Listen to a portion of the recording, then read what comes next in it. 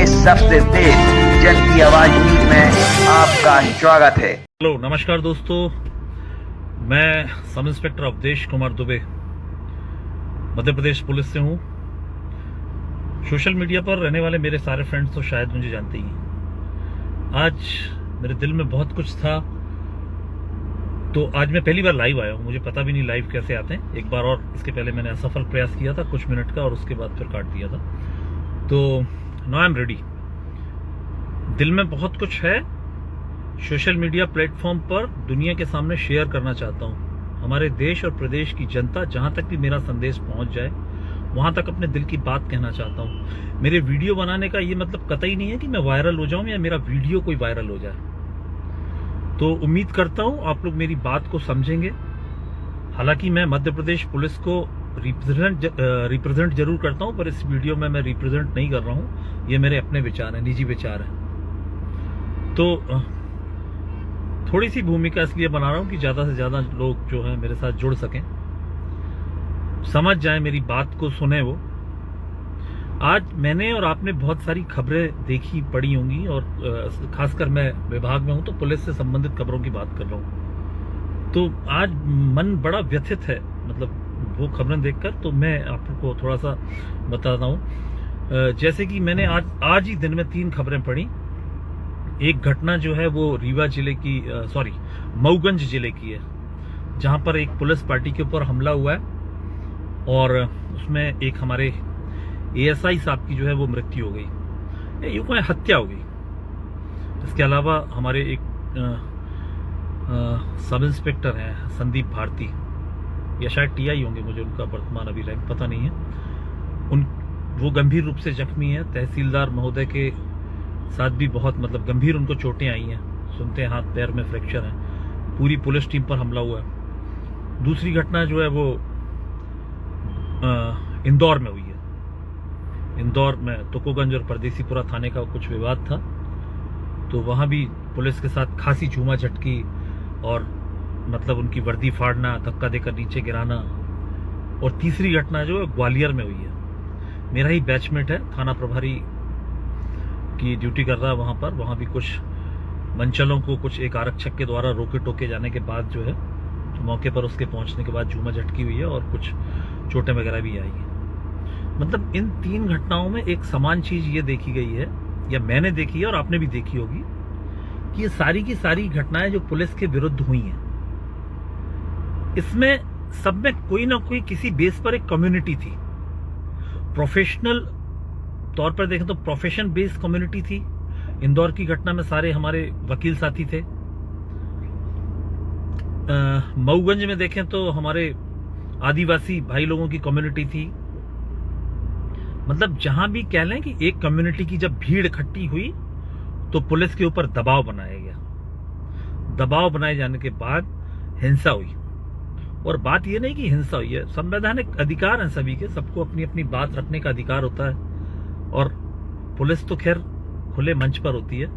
तो मतलब पुलिस के साथ माहौल में अराजकता पैदा करना, और मैं क्या ही बोलूं, मतलब कि एक हमारे एएसआई साहब की हत्या कर दी गई, तहसीलदार साहब, टीआई साहब गंभीर रूप से घायल, और भी कई पुलिस कर्मियों को चोटें। ये बात ये नहीं है कि ये घटना, कई लोग बोलते हैं कि एक सामान्य आदमी के साथ होती तो क्या होती।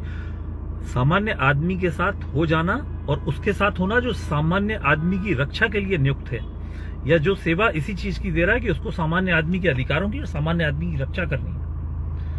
मतलब मन इतना व्यथित है कि मैं एक ऐसे विभाग से हूं कि हम कभी भी भीड़ नहीं बना सकते। वरना जैसे आपका ऑर्गेनाइजेशन है, जैसे आपने बोला कि फलाना एकता जिंदाबाद, फलाना वो जिंदाबाद, हम नहीं कह सकते कभी कि हमारी कोई ऑर्गेनाइजेशन नहीं है। तो मेरा आप लोगों से यही कहना है कि मतलब क्या हम ऐसे ही शिकार होते रहेंगे मध्य प्रदेश पुलिस।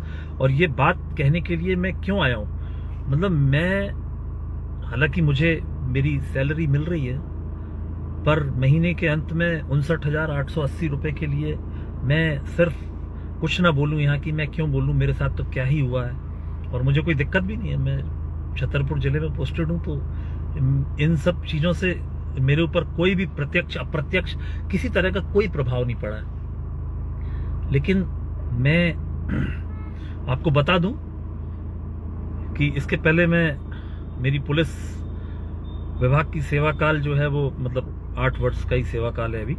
इसके पहले मैं सेना में रहा हूँ 18 साल, 18.5 साल मैंने सेना में सेवा दी है। तो है मुझ में इतना जज्बा कि मैं किसी भी मंच पर खड़ा होकर अपनी बात कह सकता हूँ। इसका क्या प्रभाव पड़ता है मेरी सेवा पर, प्रतिकूल प्रभाव पड़ता है, अनुकूल तो खैर क्या ही पड़ेगा, मुझे इस चीज की चिंता नहीं है। लेकिन जो दिल में है वो बोलूंगा कि क्यों पुलिस विभाग ऐसी भीड़ तंत्र का शिकार हो रहा है। आप बताइए, मैं आपको इंदौर की घटना के बारे में ब्रीफ कर रहा हूं, जिसको ना भी पता हो तो मैं आपको बताता हूं कि मतलब एक आपने वीडियो देखा होगा, आप देख लीजिए वीडियो, सोशल मीडिया पर वायरल वीडियो है। एक कोई व्यक्ति है, वो स्कूटी पर जा रहा है, सामने खड़े हुए 3 लोग हैं, उनसे उसका कुछ वाद विवाद होता है, कुछ बात होती है, वो तीनों लोग आकर जो है उसके ऊपर झपट पड़ते हैं और मारपीट करने लगते हैं। इतने में पता नहीं कहां से एक आरक्षक आता है, तो वो सीधा आकर उन तीनों के ऊपर आक्रामक हो जाता है और डंडे से मारकर उनको अलग करता है। अब संवैधानिक अधिकारों के तहत देखा जाए तो आप कह सकते हैं हाँ ये तो बहुत गलत हुआ है, उसने डंडा क्यों मारा बिना बात किए। लेकिन जब 3 लोग किसी असहाय व्यक्ति को मार रहे हैं और वो व्यक्ति आप होते, आपका कोई परिजन होता, तो आपको ये कृत्य बहुत अच्छा लग रहा होता। लेकिन चूंकि आप उन आक्रमण करने वाले 3 लोगों की तरफ से हैं, तो आप फिर अब वो संविधान वाली बातें आ जाएगी। तो पुलिस किस लिए बनी हुई है? हमारे माननीय पूर्व मुख्यमंत्री जी ने कहा था कि दुष्टों के लिए काल बने रहो और सम्मानीय नागरिकों के लिए जो है आप बिल्कुल नर्म बने रहे। तो हमें तो यही अच्छा लगता है कि मतलब, और करना भी हमें, हमारे ख्याल से तो ऐसे ही होना चाहिए कि दुष्टों के लिए हम काल बने, और काल बनने के लिए हाथ में कुछ ना कुछ तो होना चाहिए। उनके हाथ में तो सिर्फ डंडा था। तो मैं आपको बताऊं कि पुलिस में एक ऐसी व्यवस्था है कि कुछ पेट्रोलिंग करते हैं हमारे पुलिस के जवान, उनको एक गाड़ी दी हुई होती है, तो वो 2 व्हीलर हो या जो भी हो, तो उसका नाम हमने रखा हुआ उन आरक्षकों को हम बाज नाम से जानते हैं या चीता नाम से जानते हैं। उनकी जो मोटरसाइकिल होती है उस पर बाज और चीता लिखा होता है। तो क्यों लिखा होता है? कि दुष्टों के ऊपर जाके झपट पड़े और असहाय और निर्दोष व्यक्तियों को बचाने के लिए अपने पंजों का इस्तेमाल करें। लेकिन आज पहली बार हमें जो है दिल से महसूस हो रहा है कि हमारे पंजे नोच लिए गए, मतलब निकाल दिए गए पंजे। मतलब मुझे इतना दुख हो रहा है। ठीक है, हर चीज संवैधानिक दायरे में हुई है, उनके ऊपर FIR दर्ज करा दी गई है, सॉरी उनको सस्पेंड कर दिया गया, FIR नहीं दर्ज हुई, वो भी हो जाएगी तो कोई बड़ी बात नहीं है। मतलब वो हमारे वकील साहिबानों के ऊपर हाथ उठाया उन्होंने, और उन वकील साहिबानों के ऊपर हाथ उठाया जिनकी छोटी मोटी हिस्ट्री शीट है, थोड़ा सा एक क्राइम रिकॉर्ड है, 2 4 6 अपराध हैं, देखा जा सकता है। उनके थोड़े बहुत अपराध हैं, उनमें मारपीट के कुछ वही 5 6 अपराध हैं, और उनके बेटे और भतीजों के विरुद्ध भी कुछ अपराध दर्ज हैं। उसकी भी सोशल मीडिया पर अच्छा खासा वायरल है, बताने की क्या जरूरत है, देखा जा सकता है। उनके विरुद्ध उन्होंने जो एक्शन लिया, तो ठीक है वो सस्पेंड हो गए। कल को ऐसा ही कोई काम होगा तो मैं आज सोशल मीडिया प्लेटफॉर्म पे हूं, बता दूं, मैं भी वही करूंगा जो उन आरक्षकों ने किया था।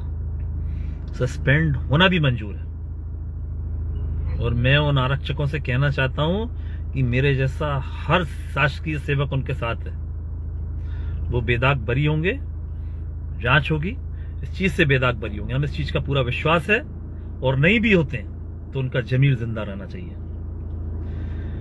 और आप कल्पना कीजिए कि अगर वो आरक्षक देखते हुए भी कुछ ना करते तो आज वो सस्पेंड नहीं होते, उनका जमीर लेकिन खा जाता उनको। मतलब मुझे तो मतलब इस कभी कभी ऐसा दिल करने लगा, टीस उठने लगी है दिल में कि मतलब मैं पहले सेना में था और मैं यहाँ आ गया मतलब क्या बोलूं मैं, हाथ मतलब तीर भी चलाने और परिंदे भी बचाने, तो ऐसे कैसे तीर चला रहा हूं मैं, मतलब क्या तीर चलाऊं, कैसे शस्त्र दिए हैं हमको।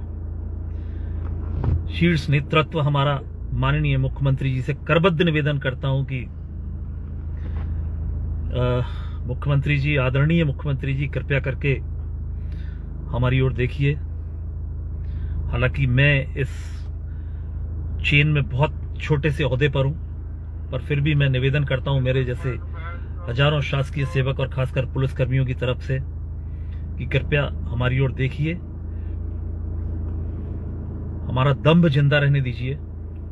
लोगों को बहुत अच्छा लगता है जब हम अपराधियों का जुलूस निकाल देते हैं, लेकिन दुर्भाग्य से जब ऐसा ही कोई अपराधी किसी कम्युनिटी विशेष से होता है तो हमारे विरोध में चक्के जाम, सड़कें जाम, अराजकता, लोगों को बंदी बनाना। इंदौर की जनता बेहतर जानती होगी कि इंदौर की जनता के साथ क्या हुआ होगा और क्या मतलब उसका जो आज नियति, जो उसका आज रिजल्ट देखा हमने कि वो सस्पेंड हो गए, तो समझ से परे है मतलब। और मतलब आपको मैं बता दूं, आप एक बार सोचिए कि हमारे बल की कितनी कमी है, हम कैसे मैनेज कर रहे हैं। आज हम मतलब होंगे कोई कारण जिनकी वजह से भर्ती नहीं हो पा रही है, शासन का वो है, मैं नहीं जानता हूं क्यों भर्ती नहीं हो पा रही है कोई। पर आज मैं अगर मेरे समानांतर पद के जो पद रिक्त हैं समानांतर रैंक के, तो उस कार्य को मुझे ही करना है, तो वो ओवरलोड मेरे ऊपर ही पड़ रहा है, वो बर्डन मेरे ऊपर पड़ रहा है। ये अगर आप मान लीजिए कि मेरे थाने पर 4 सब इंस्पेक्टर्स की आवश्यकता है या उनकी स्वीकृति है उस बल की, तो वहां पर मेरे जैसा एक सब इंस्पेक्टर अगर पदस्थ है तो वो कार्य भी मुझे ही करना है। ऐसा तो नहीं है कि वो कार्य नहीं होगा।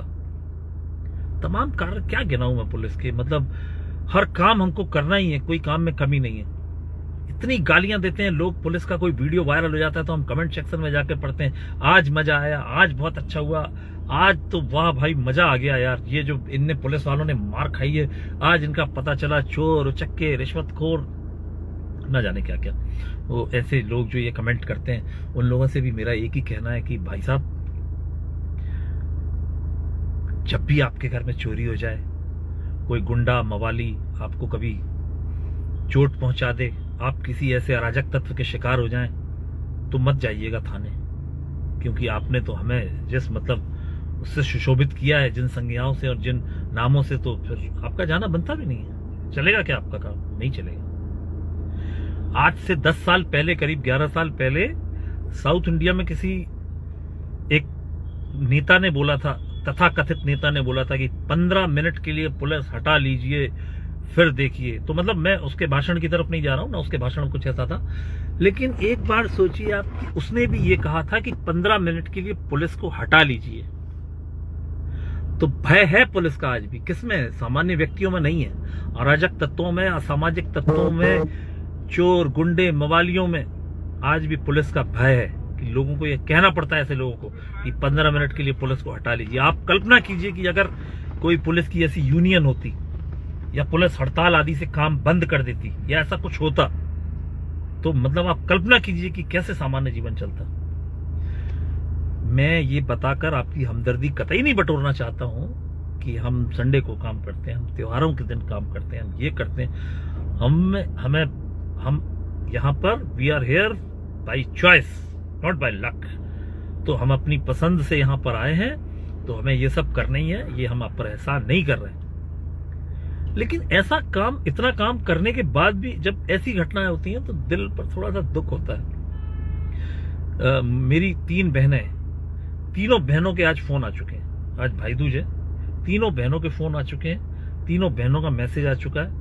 तो मैं फिर कह रहा हूं कि मैं आपकी हमदर्दी नहीं बटोरना चाहता ये कहकर कि मैं आज भाई दूज पर घर नहीं पहुंच पाया। मेरी ड्यूटी ऐसा है, मुझे इसके लिए पे किया जाता है, और 12 महीने की जगह मुझे 13 महीने की सैलरी पे की जाती है, ठीक है। लेकिन वो छोड़ दीजिए, आप इतवार भी काउंट करेंगे तो साल में मेरे ख्याल से 52 हफ्ते होते हैं, तो 52 इतवार होते हैं, तो 52 दिन हो गए, तो वो हम ले लेते हैं सैलरी, ठीक है, वो बात नहीं है, इशू नहीं है। पर आप एक बार सोचिए कि आपकी सुरक्षा में लगा हुआ बल, मतलब उसके साथ आप कैसा व्यवहार कर रहे हैं। आप हत्या कर दी आपने एक पुलिसकर्मी की, मतलब एक समाज विशेष के लोगों ने, मतलब रीवा में, मतलब क्या कहना क्या था कि एक जो उनका एक आदमी है वो वाहन दुर्घटना में मरा था, नहीं उसको तो मारा गया है, और आपने जो है जिसके ऊपर आपको शंका थी आपने उसको बंदी बना लिया, और जब उसको छुड़ाने गए तो आपने एक टीआई के हाथ पैर मतलब गंभीर रूप से जख्मी कर दिया, तहसीलदार साहब को मतलब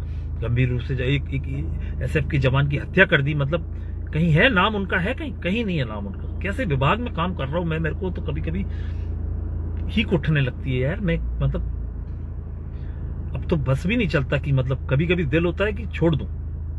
मैं लिख लेता हूं, कभी कभी अपना इस्तीफा लिख डालता हूं कि ये लिख देता हूं, ये दे देता हूं।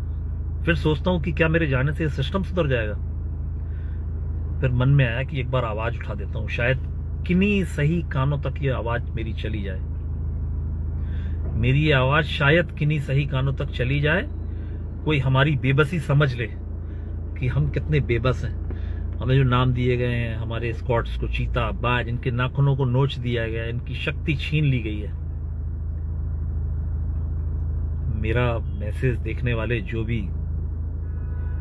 ऐसे लोग जिनके हाथ में कुछ पावर है, जो मुझसे बहुत बड़े बड़े ओहदों पर बैठे हैं, मैं उनसे जो है वो करबद्ध निवेदन करता हूं कि सर कृपया हमारी स्थिति को देखिए, हमें समझिए, हमारे स्वाभिमान को जिंदा रहने दीजिए। कितनी खुश होती है जनता जब लोगों के, अपराधियों के, गलत लोगों के जुलूस निकलते हैं। लेकिन बस वही नेता, तो वही जो आदमी है, अगर वो किसी छोटी मोटी कम्युनिटी का निकल जाता है और उस कम्युनिटी के लोग भीड़ बना के इकट्ठे हो जाते हैं और उसके लोग नेतागिरी करने लगते हैं साथ में, तो मतलब क्या होता है फिर रिजल्ट, है ना?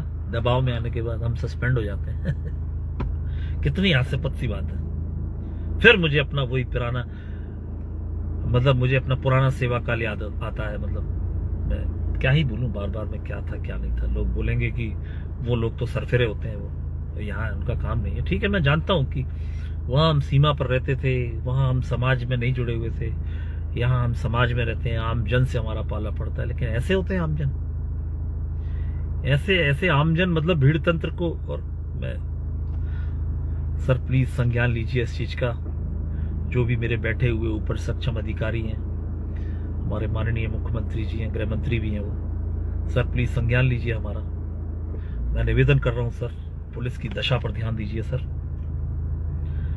हम त्योहारों पर कई दिनों तक अपने घर न जाकर ड्यूटी करते रहते हैं, लेकिन नहीं होता हमें इस चीज का दुख कि ठीक है हम कुछ कर रहे हैं, हम किसी असहाय की मदद कर रहे हैं। हमें इस चीज की तसल्ली रहती है सर। क्या ही बोलूं, मतलब बहुत कुछ है मेरे दिल में, लेकिन अचानक से सब कुछ याद भी नहीं आता है। मतलब हम कैसी सेवा कर रहे हैं। मैं एक पुलिस होने के नाते आपको बताऊं कि जहां जाता हूं, मैं कोशिश यही करता हूं कि किसी गरीब की मेरे से मदद ही हो जाए। मतलब अगर कोई रोड पे भी चला जा रहा है तो मैं उसको अपनी गाड़ी में बिठा लूं और उसको कहीं तक छोड़ दूं। तो है आपके दिल में, और कई लोगों से कहना चाहूंगा, आपके दिल में है पुलिस के प्रति नेगेटिव थॉट्स हैं, बुरी बातें हैं, पुलिस ऐसी होती है वैसी होती है। लेकिन एक बार सोचिएगा, ये आप बोलते हैं ना पुलिस रिश्वत लेती है, पैसा खाती है, ये करती है, बहुत दुष्ट, और जैसी जैसी आप गालियां देते हैं। एक बार सोचिएगा कि आपके साथ क्या क्या गुजरा है। सुनी सुनाई बातों में यकीन नहीं। फिर ये सोचिएगा कि अगर आपके साथ ऐसा गुजरा तो आपने क्या किया था, है ना? तो मेरे मन की बात, बहुत कुछ बातें हैं दिल में, समय बहुत लग जाएगा। मेरे साथ जुड़े हुए लोग हैं, मैं नहीं कहूंगा कि मेरी वीडियो को ज्यादा से ज्यादा शेयर करें, सब्सक्राइब करें, ये करें वो करें, लेकिन जो दिल में था वो मैंने बता दिया। मेरी टीस थी, निकल के बाहर आ गई। वो सिर्फ इसलिए आई है, ध्यान से सुनिएगा, कि मेरा स्वाभिमान जिंदा रहे। अपने ग्रुप्स में, छोटे मोटे पुलिस ग्रुप्स में लिख दूं कि हमको ऐसा करना चाहिए, हमको वैसा करना चाहिए। सब अपनी भड़ास वहीं निकालते हैं। मैंने अपनी भड़ास आज यहां निकाल दी। परिणाम जो भी होगा झेल लूंगा। सेना की तरफ से पेंशन मिल रही है मुझे। घर परिवार चल जाएगा मेरा, मुझे कोई ऐसी दिक्कत नहीं है। लेकिन जब तक रहूंगा अपनी आवाज ऐसी उठाता रहूंगा, बुलंद करता रहूंगा। मेरे तो वैसे भी ट्रांसफर्स मेरी नौकरी के बहुत जरूरत से ज्यादा है। एक छोटा सा वाकया बता देता हूं आपको। 2021 में अक्टूबर नवंबर महीने की बात थी। मैं सागर जिले की एक चौकी का प्रभारी हुआ करता था। एक नगर पालिका का कर्मचारी हुआ करता था। उसको वहां के कुछ लोकल लोगों, वो बेचारा अपना वो नल वल खोलने के लिए जाता था, उसको कुछ लोकल लोगों ने वहां के जो है ये बोलकर कि तू तंत्र मंत्र करता है या कुछ ऐसा करके उसको मार पिटाई की थी। वो थाने आया, चौकी आया, और मैं वहीं था। तो इतने में आरोपी भी पीछे से आ गए भीड़ बनाकर कि सर इसके विरुद्ध ये रिपोर्ट करो। ठीक है, मैंने उनको शांत किया, बैठाला। थोड़ी देर में मेरे देखते देखते जो है आरोपी पक्ष जो है, जो भीड़ बनाकर खड़े हुए थे, वो जो फरियादी बेचारा एक असहाय सा खड़ा हुआ था, कोई भाईजान थे वो, तो ये देखकर कि वो ऐसे मतलब उनको बोले कि तेरी गर्दन काट देंगे यहीं पर, कोई कुछ नहीं कर पाएगा। तो वो मेरे अंदर का वो जो पुराना जो मेरा व्यवसाय था ना, वो मैं बताना नहीं चाहता बार बार, वो जाग उठा वो। तो मैंने 2 डंडे उठाए और एक ही मार पाया उसके पैर में। बस उसने वो आरोपी ने नाटक शुरू कर दिया और बस लेटना पाटना ये वो, एक ही मारा था डंडा छोटा सा पैर में, तमाम मेरे ऊपर गाजगिरी, ये हुआ वो हुआ। ठीक है, वो विभागीय चीज है, संवैधानिक अधिकार नहीं है मेरा ये, मतलब संवैधानिक कर्तव्य नहीं है मेरा ये ऐसा करना, लेकिन इसके बिना काम चलता भी नहीं ऐसा कर। आप दुष्टों के लिए आपको थाने में बैठ के अगर कोई किसी को गला काटने की धमकी दे तो मैं क्या ही करता। अभी कई लोग बोलेंगे यार तुम अपनी नौकरी खतरे में डाल रहे हो ये सब बोल बोल के। तो भैया अब नौकरी वोकरी का ज्यादा कोई टेंशन है नहीं है। अब नौकरी ऐसी करनी है स्वाभिमान जिंदा रहे। 12-13 साल बाकी है नौकरी, ऐसे ही करेंगे अब बढ़िया तरीके से। और ठीक है, यहां मेरे मन की बात खत्म है, तो आप लोगों से विदा लेता हूं। बहुत बहुत धन्यवाद। जय हिंद, नमस्कार। ये लाइव बंद कहां से होता है मुझे ये भी समझ नहीं आएगा, कहां से होता है देख लेता हूं जरा। पहली बार आया हूं आज लाइव पर ना।